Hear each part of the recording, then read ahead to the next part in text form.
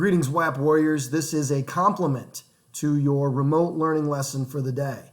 You're going to be taking a look at two primary source documents. One, the Behistun Inscription, which was created as essentially an advertisement for the rule and virtues of Darius the Great's rule in Persia.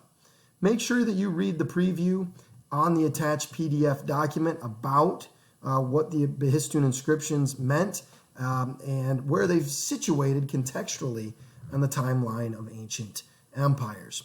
The second document we will take a look at is the funeral oration of Pericles, an Athenian, during the Peloponnesian War. And that document is meant to give you a snapshot into the life of what it was like to be an Athenian a couple thousand years ago. So please follow along. This is a strategy I like to use. I know that at first these primary source documents can be a little clunky for new readers. And if you've never read these old texts before, they can be a little dry. And so I like to narrate them, usually in class, to help bring them alive, to give you an idea of what they were about and what they look like. So this is the Behistun Inscriptions. Essentially, it is a wall carving on a rocky outcropping, a face in Persia that could be seen by all who go by on the road. It was made in about 500 BCE. And it says this. It was written in 3 languages, by the way, so that it could be understood by all who passed.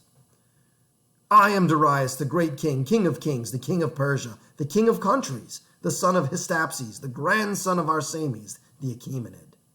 King Darius says, and so just so as a side note, they don't have quotes, so it always says like King Darius says, so it's the words of Darius. King Darius says, 8 of my dynasty were kings before me. I am the 9th. 9 in succession, we have been kings. King Darius says, by the grace of Ahura Mazda am I king. Ahura Mazda has granted me the kingdom. Ahura Mazda was the god that was worshipped by the Persians in the faith Zoroastrianism. Zoroastrianism had a heaven and a hell, and I believe your works on earth would determine where you went in death. Some of that might sound familiar. King Darius says, these are the countries which are subject unto me, and by the grace of Ahura Mazda I became king of them. And there in the text follows a list of all these different countries that Darius had conquered or had already been previously conquered by the Persians. It says, King Darius says, these are the countries which are subject to me. By the grace of Ahura Mazda, they became subject to me. They brought tribute unto me. Whatsoever, tribute is like gifts and taxes, whatsoever commands have been laid on them by me, by night or by day, have been performed by them. King Darius says, within these lands, whosoever was a friend, him have I surely protected. Whosoever was hostile, him have I utterly destroyed. King Darius says, Ahura Mazda has granted unto me this empire. Ahura Mazda brought me help. Until I gained this empire, by the grace of Ahura Mazda, do I hold this empire. The intervening passages record Darius' triumphs on foreign enemies and domestic rebellions. And King Darius says, continuing, this is what I have done. By the grace of Ahura Mazda have I always acted. After I became king, I fought 19 battles in a single year, and by the grace of Ahura Mazda, I overthrew 9 kings and made them my captive. King Darius says, as to these provinces which revolted, lies made them revolt, so that they deceived the people. Then Ahura Mazda delivered them into my hand, and I did unto them according to my will.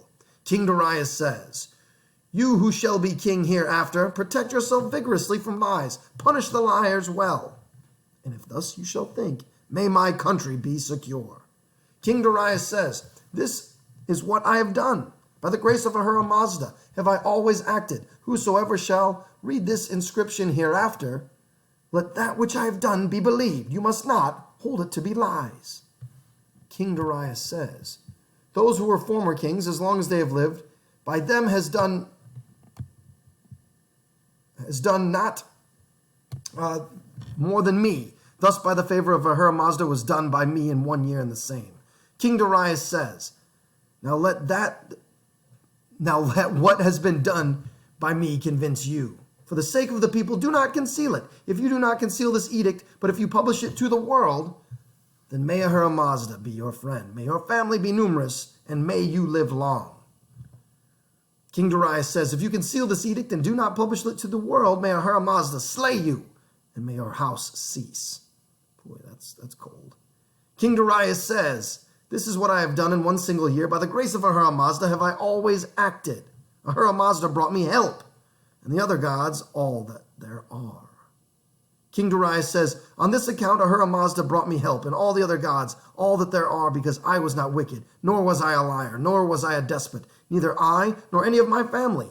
I have ruled according to the righteousness, neither to the weak nor to the powerful did I do wrong. Whosoever helped my house, him I favored. He who is hostile, him I have destroyed. King Darius says, you who may be king hereafter, whosoever shall be a liar or a rebel, or shall not be friendly, punish him. That's some good stuff. So you got to think and ask yourself, okay, the historical context, it's during the Age of Empires, the Persian Empire is starting, it's coming right on the heels of the Assyrian Empire after the dust settles of their collapse.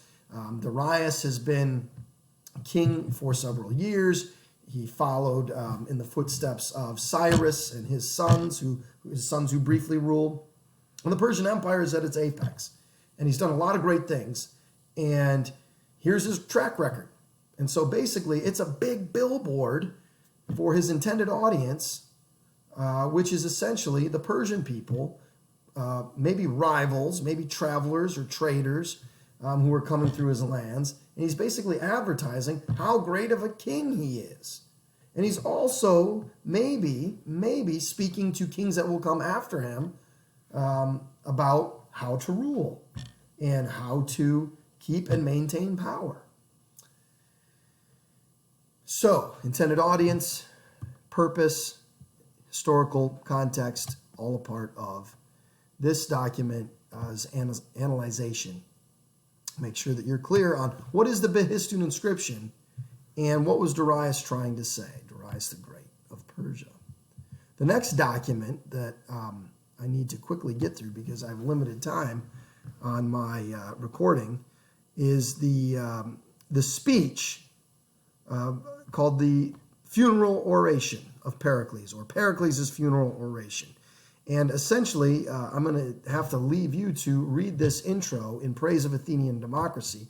But essentially, this speech by the first citizen of Athens around 431, 430 BCE is at the end of the first year of the Peloponnesian War.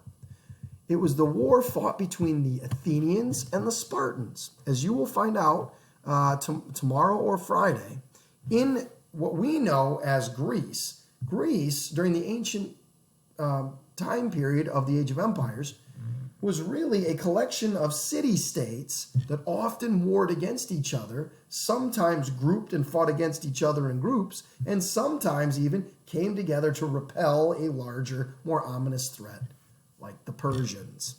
Now, in this particular instance, it's 431, 430 BCE, and it's at the end of the first year of a war between the Athenians and the Spartans. The Athenians are, as you could say, more individualistic. They practice something called democracy.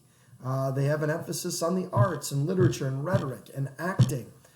They're a little bit more in favor of leisure and kind of taking in life and smelling the roses, smelling the flowers, so to speak. Whereas their Spartan neighbors and Lacedaemon were militant, and they lived a martial lifestyle of self-denial and discipline. And we'll talk about all the ins and outs of the Spartans, and I wish I had weeks to talk about the Spartans. But the Athenians and the Spartans were, cats and dogs. They were, two twin brothers who would kind of go on their separate routes and often would come together in these clashes, and one of which was the Peloponnesian War. Well, after the first year, at the end of the first year, the Athenians had a practice of having a funeral pyre, a huge fire, and then reading the names of the dead and reading the names and deeds of those who fought and died in that year's war, or in that year's worth of war.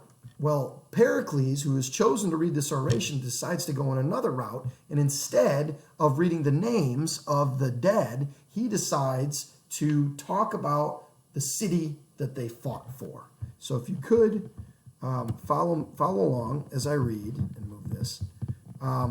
Pericles' funeral oration. And you can imagine, so this was recorded by a historian supposedly in the crowd, and we like to think it's word for word because it's very poetic. So take this for what it's worth, but this is, for what we know, the funeral oration of Pericles. It says, "Our form of government does not enter into rivalry with the institutions of others. We do not copy our neighbors, but are an example to them. It is true that we are called a democracy, for the administration is in the hands of the many and not of the few. But while the law secures equal justice to all alike in their private disputes, the claim of excellence is also recognized. And when a citizen is in any way distinguished, he is preferred to the public service, not as a matter of privilege, but as the reward of merit. Neither is poverty a bar, but a man may benefit his country, whatever be the obscurity of his condition. There is no exclusiveness in our public life, and in our private intercourse we are not suspicious of one another, nor angry with our neighbor if he does what he likes. While we are thus unconstrained in our private intercourse, a spirit of reverence pervades our public acts. We are prevented from doing wrong by respect for the authorities and for the laws. And we have not forgotten to provide for our weary spirits many relaxations from toil. We have regular games and sacrifices throughout the year. Our homes are beautiful and elegant, and the delight which we daily feel in all these things helps to banish melancholy. Because of the greatness of our city, the fruits of the whole earth flow in upon us, so that we enjoy the goods of other countries as freely as our own. Then again, our military training is in many respects superior to that of our adversaries." He's talking about Sparta.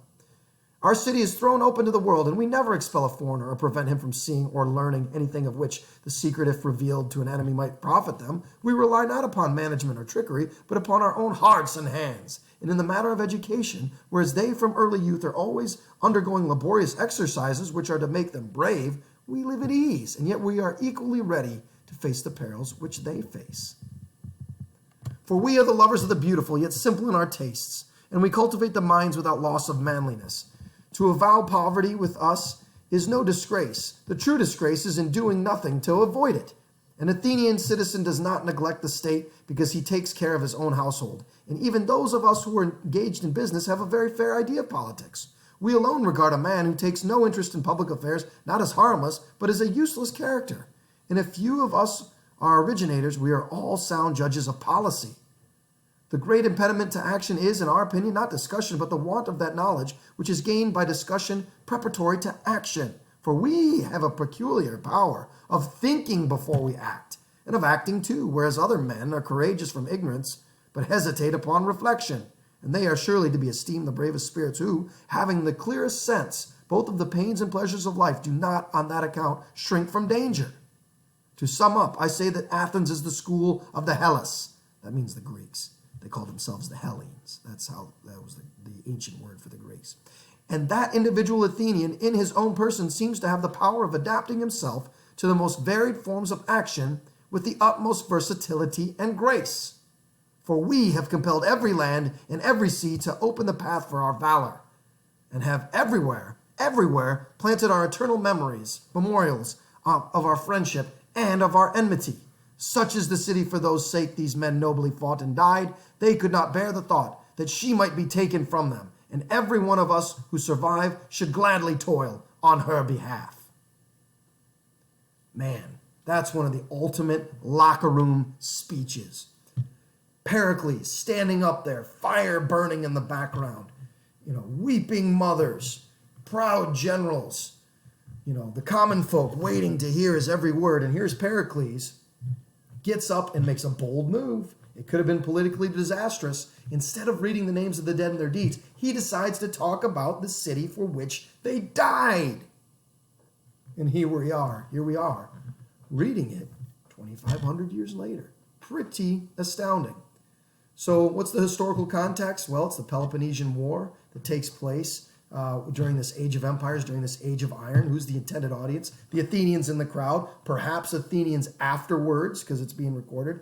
And what's the purpose of this? It's to extol the virtues of Athens, the democracy. Athens, the greatest of all cities, according to them, in Greece. We'll catch up tomorrow or the next day. We'll see you then.